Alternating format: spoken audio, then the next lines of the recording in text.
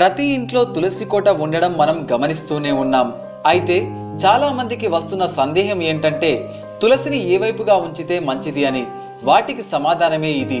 సాధారణంగా తులసి 4 దిక్కుల్లో ఏ దిక్కున ఉన్నా ఇంటికి చాలా మంచిది. అయితే ఈ 4 దిక్కుల్లో తూర్పు వైపు ఉంటే సౌభాగ్యవతులుగా ఉంటారట స్త్రీలు. ఇక పడమర వైపు ఉంటే ధనం ప్రాప్తిస్తుందట.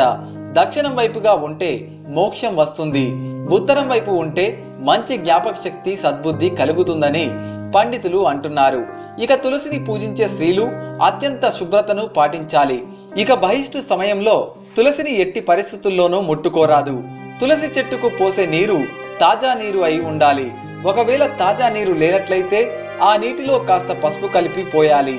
మరీ ముఖ్యమైన విషయం ఏంటంటే మీరు తులసి చెట్టుకు దగ్గరలో తలదువ్వుకుంటే ఆ వెంట్రుకలు గనక పొరపాటున తులసి చెట్టుకు చుట్టుకుంటే మీరు అనారోగ్య